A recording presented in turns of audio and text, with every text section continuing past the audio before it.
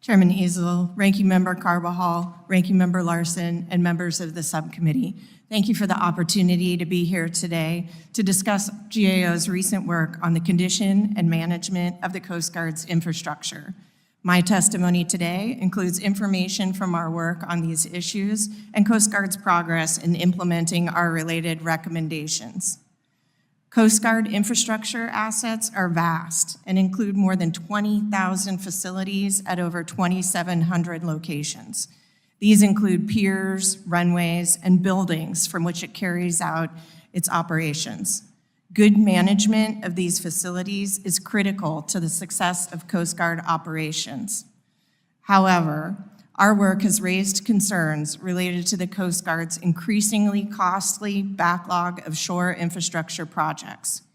3 years ago, I testified before this committee that the backlogs totaled over $2 billion.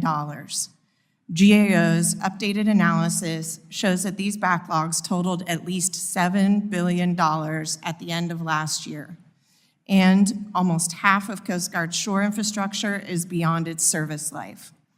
These shore infrastructure backlogs include items ranging from sinkholes at the Coast Guard Yard, training facilities at Coast Guard Academy and Cape May, and housing units where service members and their families live. In the past, Coast Guard estimated that it would take hundreds of years to address this backlog, and current funding levels are only adequate to address the most pressing needs, which tend to be unplanned repairs.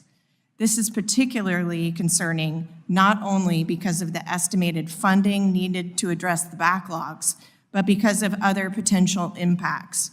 For example, we have identified that deferring maintenance can lead to higher costs in the long term, while also posing risks to safety, security, readiness, and mission execution.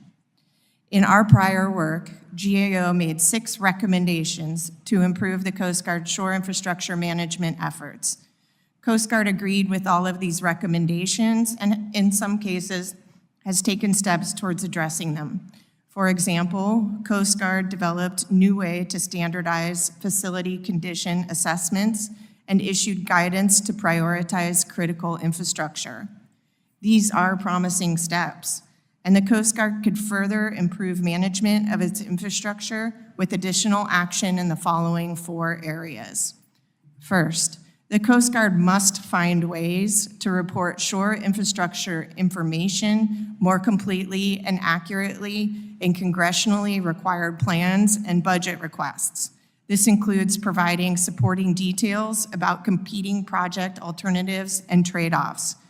Doing so could help Congress prioritize funding to address the Coast Guard shore infrastructure backlogs. The Coast Guard should employ models to help prioritize investments across its shore infrastructure portfolio. The Coast Guard should complete efforts to align mission needs with shore infrastructure assets. By doing this process, the Coast Guard may identify and be able to dispose of unnecessary assets. This could lead to cost savings. And lastly, the Coast Guard needs to develop baselines and goals to be able to track the effectiveness of its maintenance and repair efforts. In closing, Coast Guard has taken some positive steps, but could do more to improve the management of its vast and aging infrastructure.